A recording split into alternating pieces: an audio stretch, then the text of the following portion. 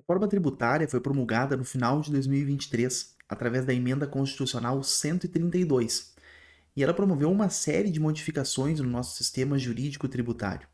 Muitas dessas modificações já estão em vigor, já estão produzindo seus efeitos. Mas você sabe exatamente o que a Emenda Constitucional 132 modificou? O que mudou com a reforma tributária, afinal de contas? No vídeo de hoje, primeiro episódio do Tributação em Foco, aqui do Descomplicando o Tributário, a gente analisa as principais modificações e pontos da Emenda Constitucional 132, a nossa reforma tributária. Eu sou Cleiton Gama, sou professor de Direito Tributário e lidero aqui o projeto Descomplicando o Tributário. Já de início eu quero deixar o convite para que você se inscreva aqui no nosso canal e nos siga também lá no Instagram, para que você possa acompanhar todas as novidades. Esse é o nosso primeiro vídeo da série Tributação em Foco, que tem por objetivo trazer mais detalhes, passar um pouco mais de informações sobre algumas questões pontuais do direito tributário e da tributação como um todo. E o primeiro tema escolhido foi, como não poderia ser diferente, afinal de contas, a reforma tributária.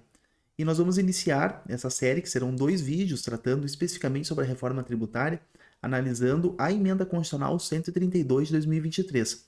Depois nós teremos um segundo vídeo falando sobre o projeto de lei apresentado pelo governo federal para regulamentar, para servir como se fosse a lei geral do IBS, da CBS e do Imposto Seletivo, esses novos 3 tributos criados aí pela reforma tributária.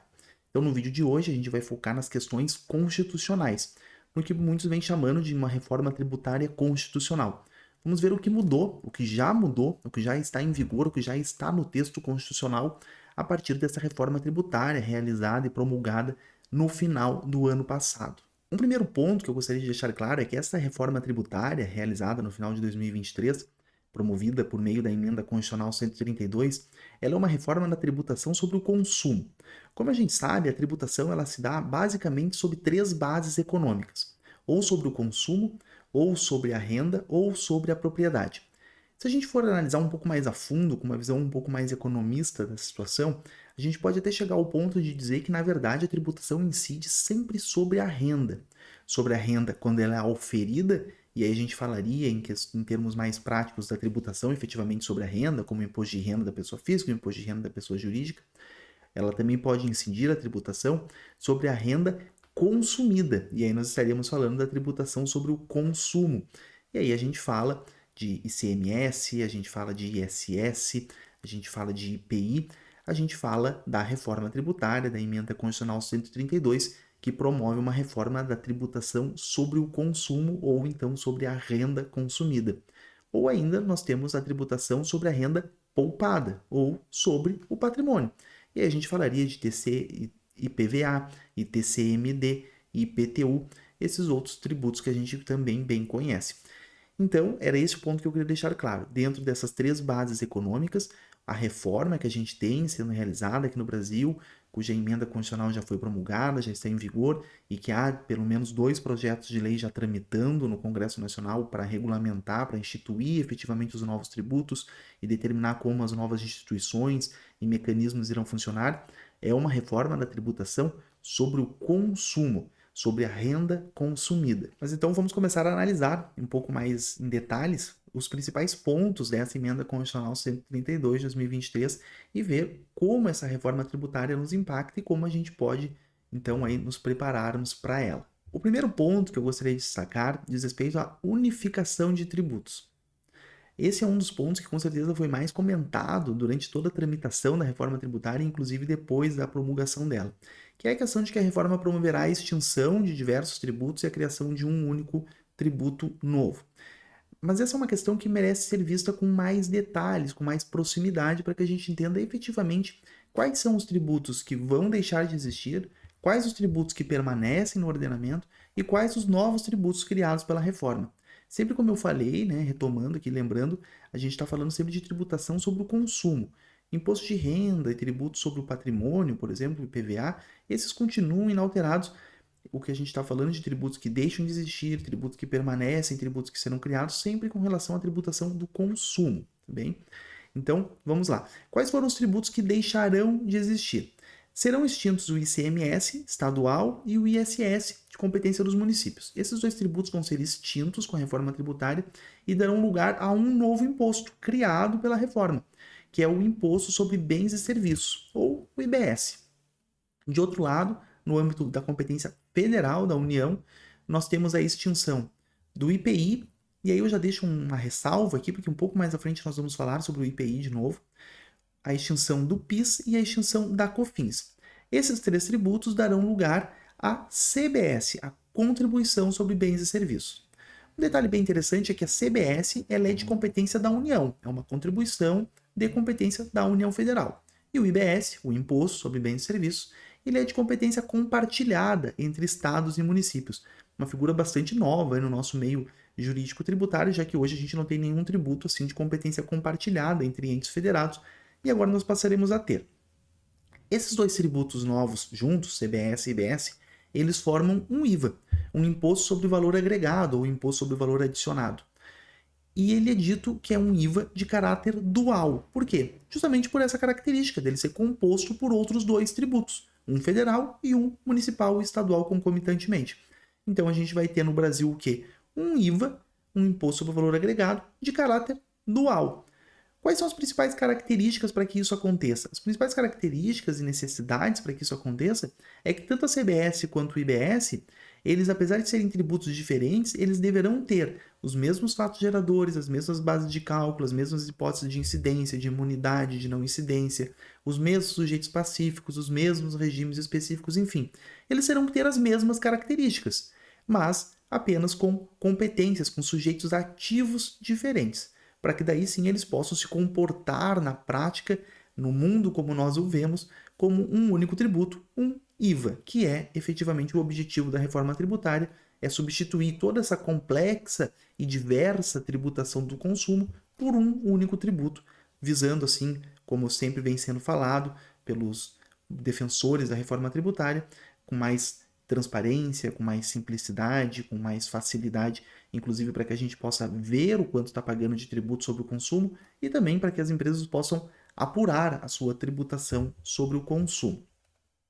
Bom, então, quais são os novos tributos que a reforma tributária cria, né?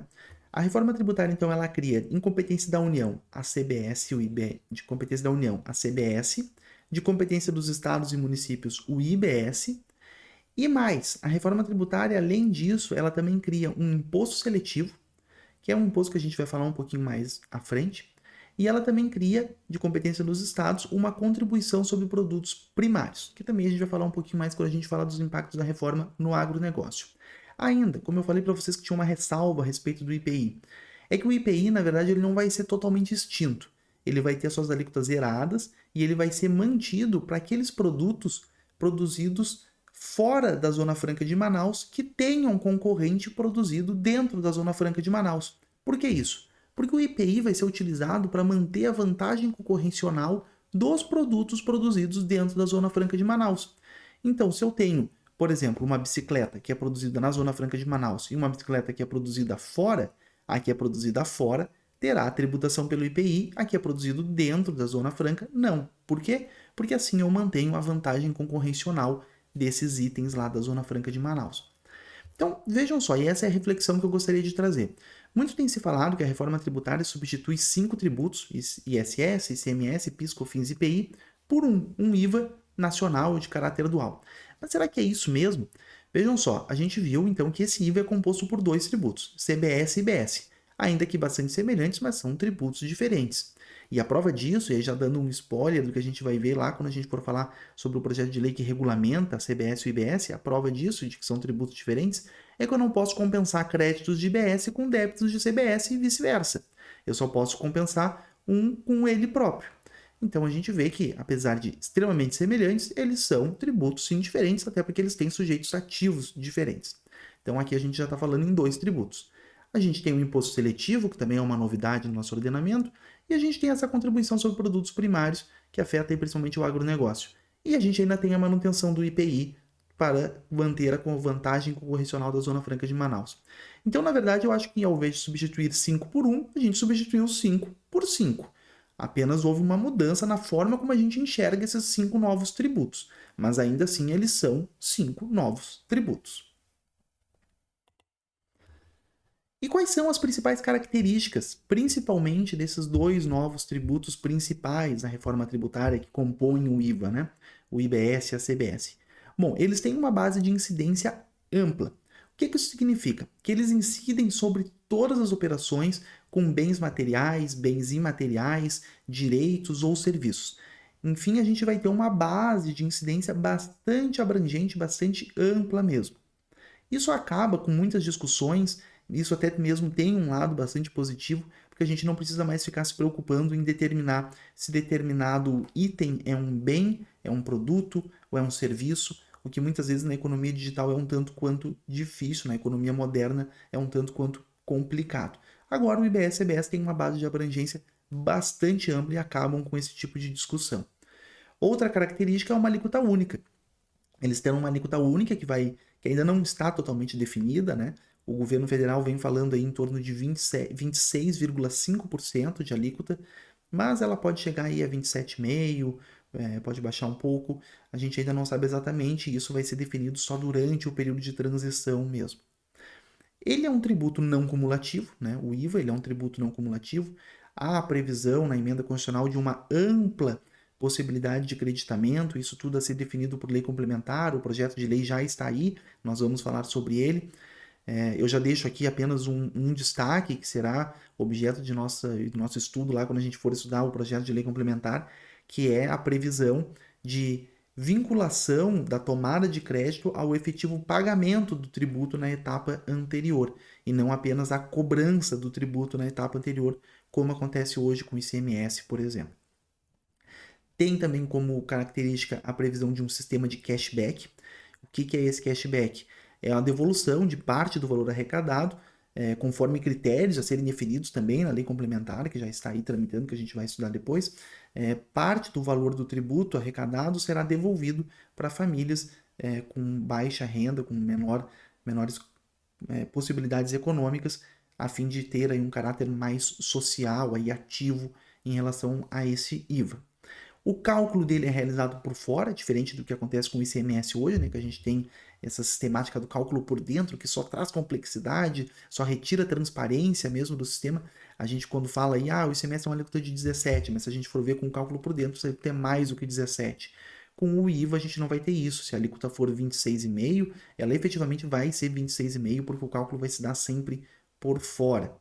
A cobrança vai ser sempre no destino, ele adota esse critério para definir aonde que acontece a cobrança, é o critério do destino, né? Isso também muito se falava com relação ao ICMS, que deveria ser adotado esse critério a fim de acabar com guerra fiscal, enfim. Então o IVA vem e adota esse critério do destino como local de cobrança. Outra característica bem interessante, que foi uma característica acrescentada ainda na PEC, quando ela estava tramitando como PEC, essa emenda constitucional foi acrescentada no Senado Federal, que é uma trava de alíquota. Como é que funciona essa trava de alíquota? É um teto para arrecadação com o novo IVA, baseado na média de arrecadação em relação ao PIB no intervalo de 2012 a 2021. Se essa alíquota, como que eu coloquei ali, que pode variar entre 25,9 e 27,5, ela tiver alta a ponto de fazer com que a arrecadação ultrapasse a média do que foi arrecadado em relação ao PIB de 12 a 21, essa alíquota terá que ser reduzida, porque há esse teto. Isso aqui serve para garantir uma coisa que foi muito falada durante o trâmite da PEC, que era de que a reforma tributária não visava aumentar a carga tributária. Isso se falou muito durante a tramitação da PEC. Não se está fazendo uma reforma para aumentar a carga tributária. Bom, então o Senado foi lá e colocou uma trava. Efetivamente, a gente vai ter que ter agora uma garantia de que essa trava seja respeitada para que a gente não tenha, de fato, um aumento de carga, como foi muito falado que não haveria. Por fim, última característica que eu destaco aqui diz respeito às exportações e importações, exportações desoneradas e importações tributadas. Como é a prática, como ocorre via de regra, né, a desoneração das exportações dentro daquela lógica de não se exportar tributo, né, de não transformar o produto ou o serviço brasileiro mais caro no ponto de vista global, menos competitivo no mundo globalizado. Então, todas as exportações desoneradas do novo IVA.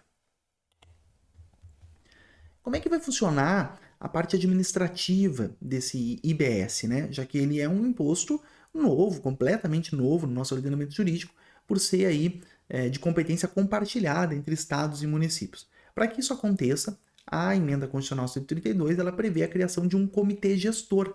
Esse comitê gestor formado, né, paritariamente, aí um órgão colegiado paritário, formado por 27 representantes dos estados, um de cada, e 27 representantes dos municípios. De todos os municípios brasileiros, 27 terão representação lá. E esse comitê gestor, ele, com base no regulamento próprio que ele irá editar, ele vai ser o responsável por uniformizar a interpretação de toda a legislação pertinente ao novo IBS. E principalmente ele vai ter uma competência administrativa muito grande, que é a de fazer a arrecadação desse novo imposto. Ele irá arrecadar, realizar as compensações que forem devidas, pertinentes, e aí, por fim, distribuir entre todos os estados e todos os municípios o produto da arrecadação conforme a participação de cada um no grande bolo aí arrecadado. Então vocês vejam a importância que terá esse comitê gestor, já que agora não mais os municípios, não mais os estados diretamente farão a arrecadação, mas sim esse órgão aí de caráter supranacional, até a gente pode dizer, é esse órgão que irá arrecadar, fazer as compensações e depois distribuir o resultado da arrecadação entre todos os entes federados aí, municipais e estaduais. Dentro daquela característica de uma alíquota única para tributar toda aquela base abrangente de produtos, serviços, materiais e imateriais, a ideia é de que haja uma alíquota única para tributar tudo, toda aquela base abrangente. Mas a própria emenda constitucional ela traz algumas previsões, e essas são as únicas exceções possíveis, para que hajam reduções de alíquota. Reduções de 100%, reduções de 60% e reduções de 30%. Basicamente, os produtos que terão redução de 100% são esses que eu listei aqui, que são produtos hortícolas, frutas, ovos, serviços prestados por instituições científicas e tecnológicas de inovação sem fins lucrativos, automóveis de passageiros com alguma deficiência, atividades de reabilitação de zonas urbanas, enfim, são poucos serviços que terão e poucos produtos que terão essa redução de 100%. Já a lista dos itens que terão redução de até 60%, essa é um pouco maior, e aí essa envolve serviços de educação, saúde, dispositivos médicos, dispositivos de acessibilidade, produtos de cuidados básicos à saúde menstrual, serviços de transporte público coletivo, alimentos destinados ao consumo humano, produtos de limpeza e de higiene pessoal, produtos agropecuários, aquícolas e pesqueiros, aqui um ponto muito importante para o agronegócio, insumos agropecuários e aquícolas, aqui também outro ponto muito importante para o negócio, as produções artísticas, culturais, jornalísticas e audiovisuais nacionais e bens e serviços relacionados à soberania e segurança nacional. Esses itens poderão ter uma redução de 60% da alíquota do novo IVA. E quais são os produtos ou serviços que podem ter redução de 30%? São aqueles serviços, unicamente os serviços prestados por profissão intelectual regulamentada por um conselho profissional. O que é isso? Por exemplo, os advogados, os contadores, os corretores de imóveis, os engenheiros, os médicos, todas essas profissões liberais que possuem um conselho profissional que fiscaliza a profissão. Esses profissionais poderão ter uma redução de 30% na alíquota do novo IVA. A gente tem ainda algumas outras exceções dentro da própria emenda constitucional que diz respeito aos serviços de educação ligados ao ProUni. Para esses dá uma possibilidade de redução de 100% da CBS. Para os serviços de comunicação nas modalidades de radiodifusão sonora e de sons de imagem, essas desde que de distribuição e recepção livre e gratuita, a famosa TV aberta e rádio abertos, né? Esses aqui eles estão dentro de uma área de não incidência do IBS e da CBS. E por fim ainda a figura da Cesta Básica Nacional de Alimentos, que é um grupo de alimentos definidos em lei complementar, quais são os itens que compõem a Cesta Básica Nacional de Alimentos, que para esses haverá alíquota zero do IBS e da CBS. A gente viu que para alimentos destinados ao consumo humano, a emenda prevê uma redução de 60% da alíquota, né? Mas para os alimentos que estejam dentro da lista de itens que compõem a Cesta Básica Nacional de Alimentos, aí para esses a redução é de 100%, né? A alíquota é zero. Com relação a regimes fiscais específicos, e aí aqui eu faço só uma pequena observação, um pequeno detalhe, que nem sempre que se fala em regime fiscal específico, a gente está falando em regime fiscal favorecido, né? O regime fiscal específico, ele é específico para aquele setor, mas não necessariamente mais benéfico do que o regime geral. Ele só é diferente do regime geral, mas ele pode até mesmo ser mais oneroso.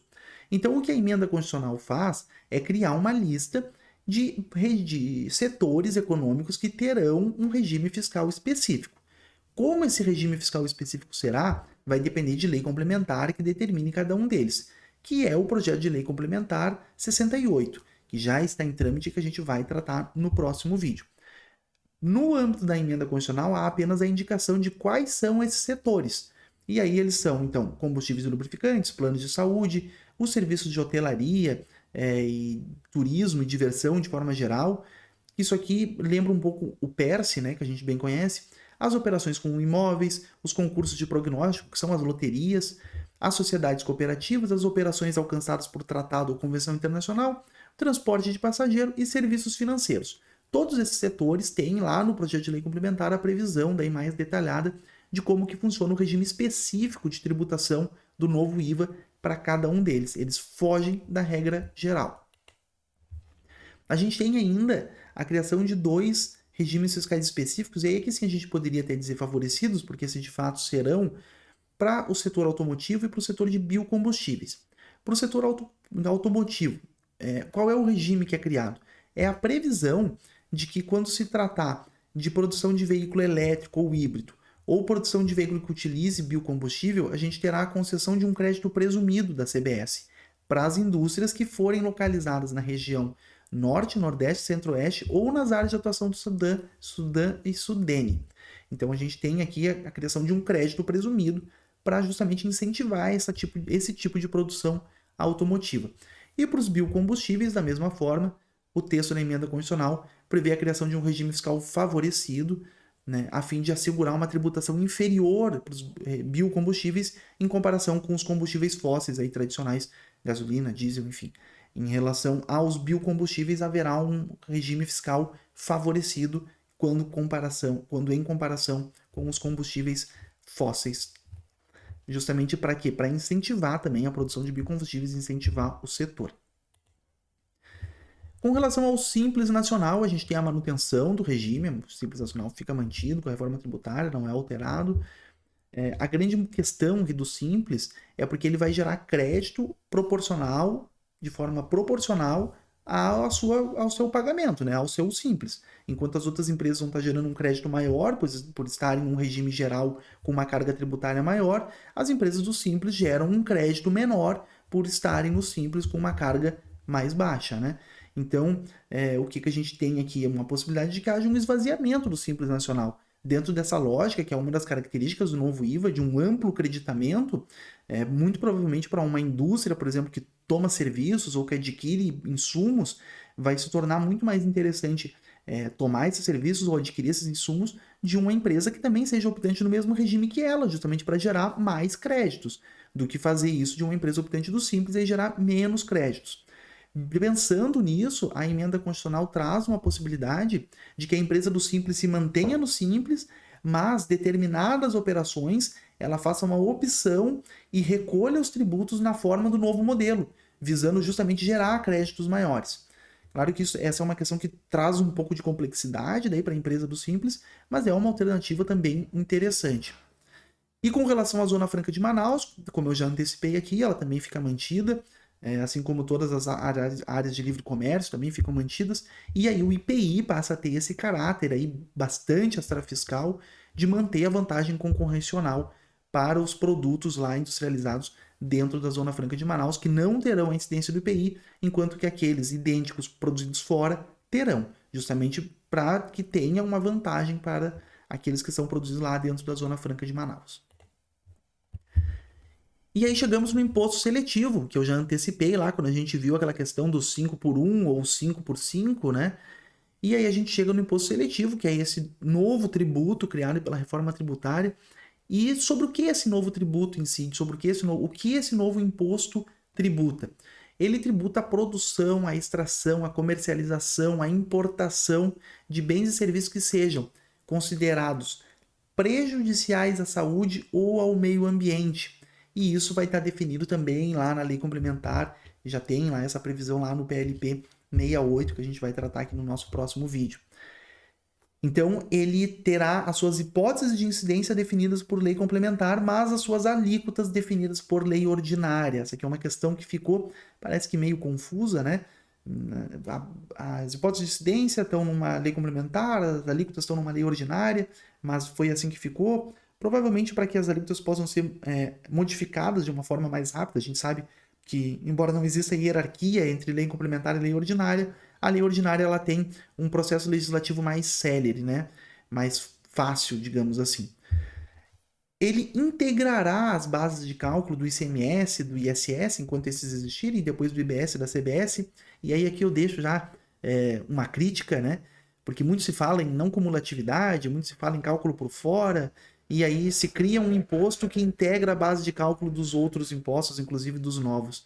Acho que aqui poderia ter sido deixado de fora, mas enfim, não foi a opção legislativa que foi feita.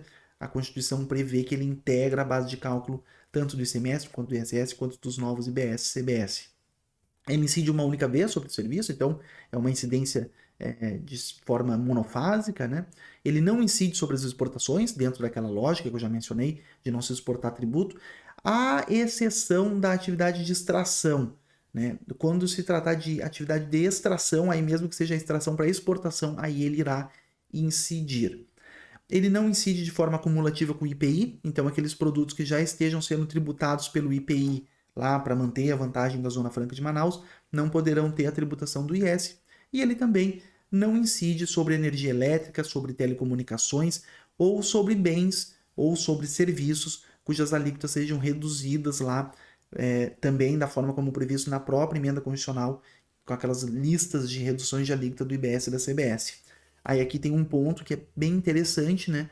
Porque quando se fala em prejudicial à saúde ou ao meio ambiente, é fácil da gente lembrar como exemplo a questão dos defensivos agrícolas, dos agroquímicos ou dos agrotóxicos, como quer que chamem. E aí a gente vê que as listas de redução prevêem lá uma redução de 60% das alíquotas para os insumos agropecuários. Os defensivos agrícolas devem ser considerados como um insumo agropecuário. Então, apesar de ter toda essa polêmica em torno do quão prejudicial a utilização desse tipo de produto é para a saúde ou para o meio ambiente, eles não poderão ser tributados pelo imposto seletivo. E aí, já que nós estamos falando dessa questão, vamos falar um pouquinho mais sobre o agronegócio para ver o que a gente tem de destaque. E aí eu já falei aqui, já mencionei a questão da redução de alíquotas, tanto para os produtos quanto para os insumos. Eu já falei da questão da cesta básica nacional de alimentos, que tudo isso tem muita relação com o agronegócio. Mas eu gostaria de destacar 2 pontos aqui em relação ao agronegócio. Que o primeiro é uma previsão na emenda constitucional de que produtores rurais, sejam pessoas físicas, sejam organizados como pessoas jurídicas, eles poderão optar por não aderir ao novo regime desde que o seu faturamento anual não ultrapasse o teto de 3,6 milhões. Então, se eu tenho, por exemplo, um produtor rural, seja pessoa física, seja pessoa jurídica, cujo faturamento anual é inferior a 3,6 milhões, ele pode optar por se manter no regime atual e não migrar para o novo regime. Isso é bem interessante, né? E aí, claro que a gente vai depender de uma regulamentação na lei complementar para dizer exatamente como que isso vai funcionar, como que a questão do creditamento vai funcionar nesse caso. E o outro ponto, a outra questão, é lá quando a gente também viu a questão dos 5 tributos por 5, né, que é a questão daquela contribuição de competência estadual que foi criada para incidir sobre produtos primários ou semi-elaborados. Essa contribuição ela tem o objetivo de substituir aquelas contribuições a fundos estaduais que foram criados por diversos estados. Em muitos lugares elas são chamadas de taxas do agro, né? Mas na verdade elas são contribuições estaduais destinadas a fundos estaduais que são cobradas exatamente sobre a produção primária ou de produtos semi-elaborados. Então, todos aqueles estados que têm esse tipo de contribuição estadual e que foram criadas até 30 de abril de 2023 poderão instituir essa nova contribuição.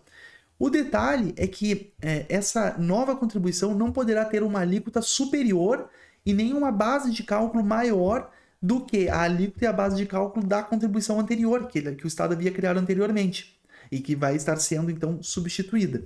E um outro detalhe interessante é que essa nova contribuição ela será extinta definitivamente em todos os estados em dezembro de 2043.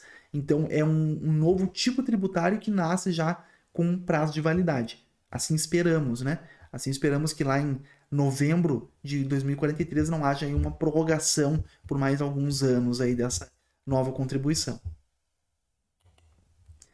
E já que a gente está falando então de uma perspectiva de futuro, vamos falar do período de transição, que já encaminhando para o final, aqui para o encerramento dessa nossa análise aqui da Emenda Constitucional 132.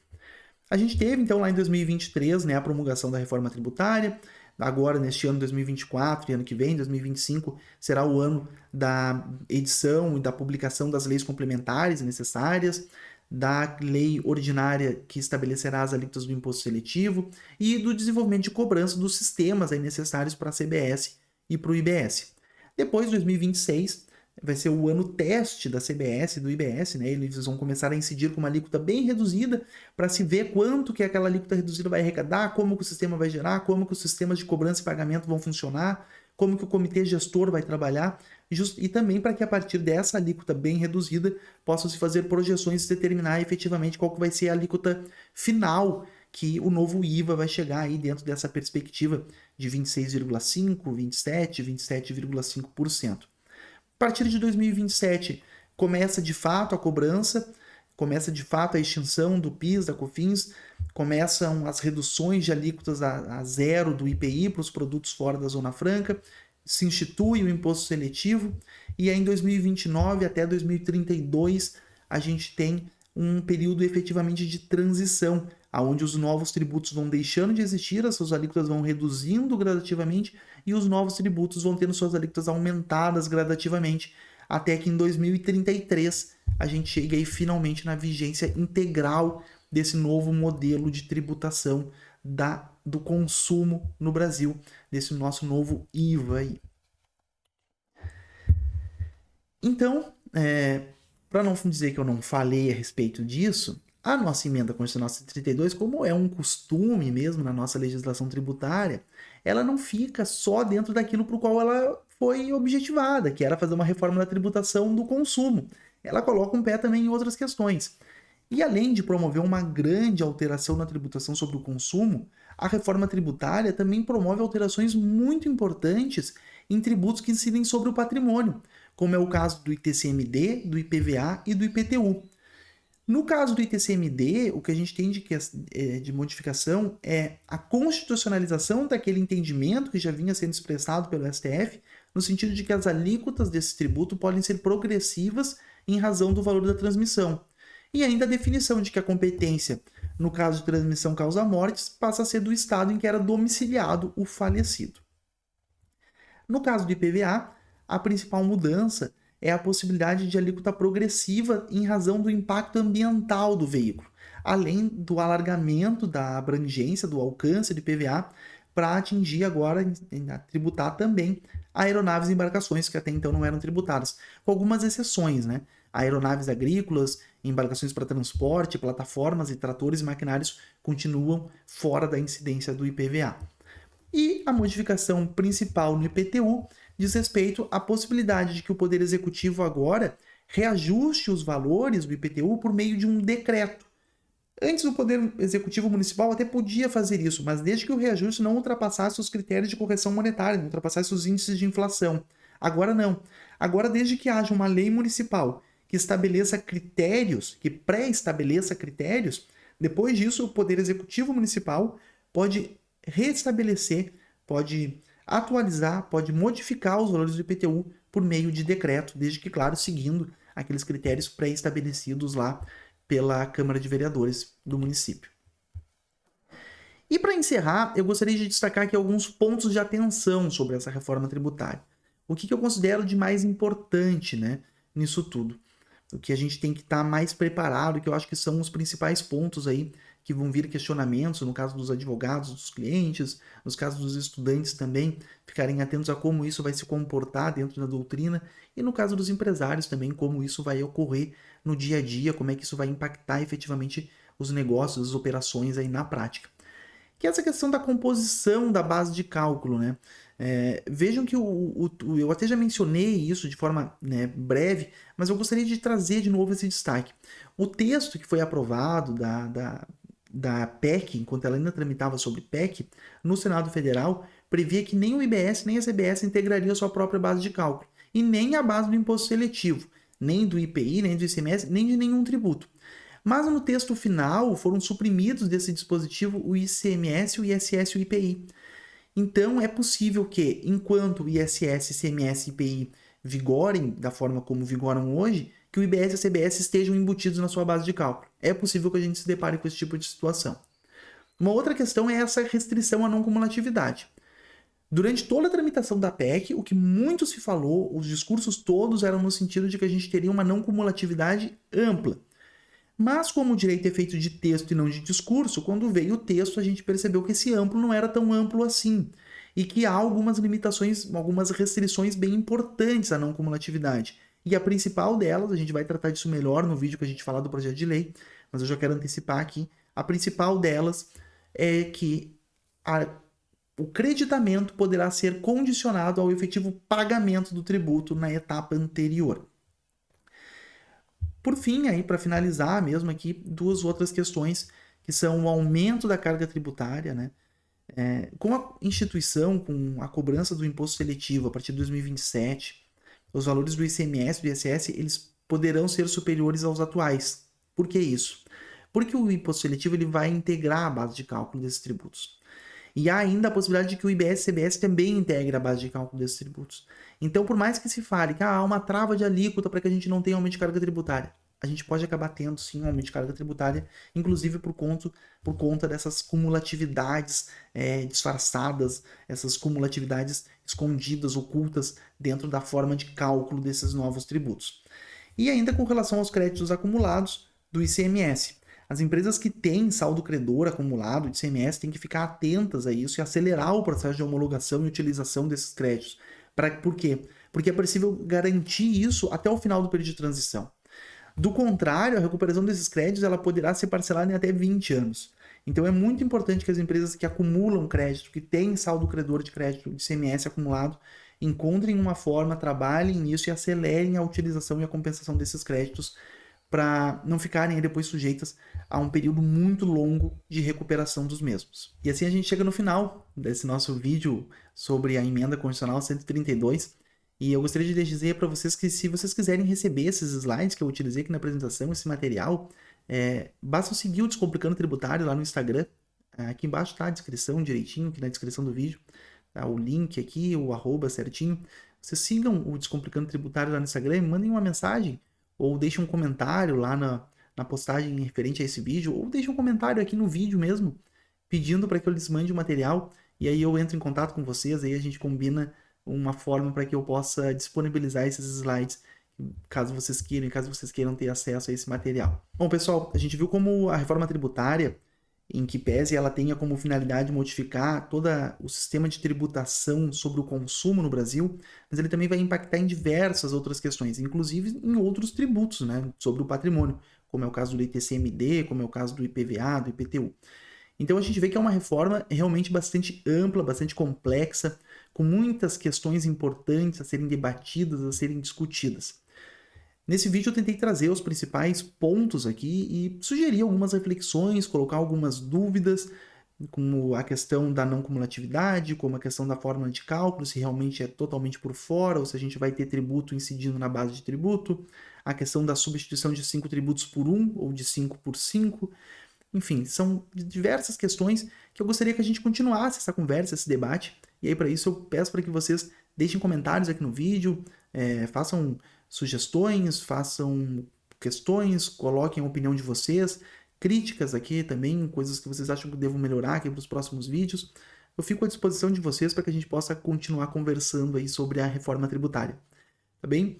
Mais uma vez, eu faço o convite para que vocês se inscrevam aqui no nosso canal, ativem as notificações também para não perder os nossos próximos vídeos e nos sigam também lá no Instagram, no @descomplica_tributo, porque daí sempre que eu posto um vídeo aqui eu coloco lá, e lá também tem outros materiais, tem textos, tem disponibilização de e-books para download gratuito, tudo isso eu faço lá pelo Instagram.